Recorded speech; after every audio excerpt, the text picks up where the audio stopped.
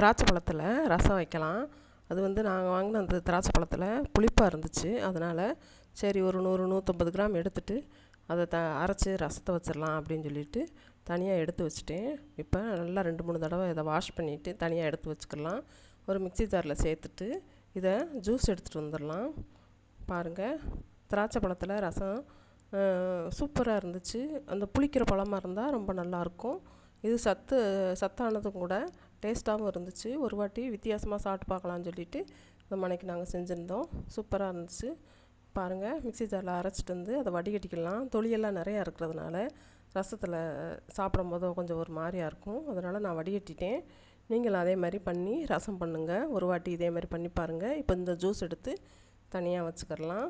வச்சுட்டு ரசத்துக்கு நம்ம ரெடி பண்ணலாம். மிக்ஸி ஜாரில் ஒரு 7-8 வெள்ளைப்பூடு எடுத்திருக்கேன். 1/2 ஸ்பூனு சீரகம், 1/2 ஸ்பூனு 1 ஸ்பூனு பாசிப்பருப்பு போட்டிருக்கேன். பாசிப்பருப்பு போட்டோம்னா டேஸ்ட்டாக இருக்கும். பழமிளகா 2, பெப்பர் வந்து ஒரு 1/2 ஸ்பூனு. எல்லாத்தையும் அரைச்சிட்டு வந்தாச்சு. தக்காளி ஒரு 2 தக்காளி இந்த ஜூஸ் கூட சேர்த்துக்கலாம்.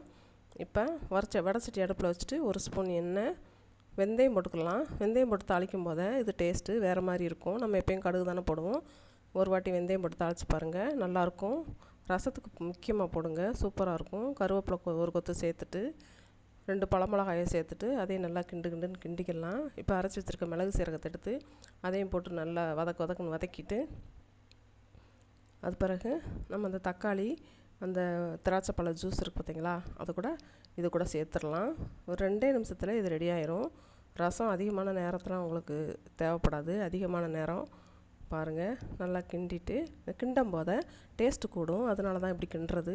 இப்போ இதை தூக்கி கிண்டிட்டு இந்த ஜூஸை தூக்கி ஊற்றியாச்சு. பெருங்காயத்தூள் சேர்த்துட்டு மஞ்சத்தூள் 1/2 ஸ்பூனு, அவ்வளோதான். இப்போ உப்பு தேவையான அளவு இதுக்கு சேர்த்துக்கலாம். மல்லித்தலை மேலாக தூவிட்டு முறக்கட்டவும் அப்படியே இறக்கிக்கிடலாம். உப்பை சேர்த்துட்டு, தூளுப்பு தான் நான் சேர்த்துருக்கேன். ஏன்னா ரசம் வச்சாச்சு, அதனால் கல்லுப்பு கரையாது. அதனால் தூளுப்பு சேர்த்துருக்கேன். நல்லா கிண்டிட்டு நீ சாதத்தில் ஊற்றி சாப்பிட்லாம். நாங்கள் சாப்பிடும்போது எங்களுக்கு டேஸ்ட்டு வேறு மாதிரி இருந்துச்சு, வித்தியாசமாக இருந்துச்சு, சூப்பராகவும் இருந்துச்சு. ஒரு வாட்டி நீங்கள் இதே மாதிரி ட்ரை பண்ணி பாருங்கள். பிடிச்சிருந்தா லைக் பண்ணுங்கள், ஷேர் பண்ணுங்கள், சப்ஸ்கிரைப் பண்ணுங்கள். பாருங்கள் எவ்வளோ இதாக இருக்குன்ட்டு, வேறு லெவலில் இருந்துச்சு.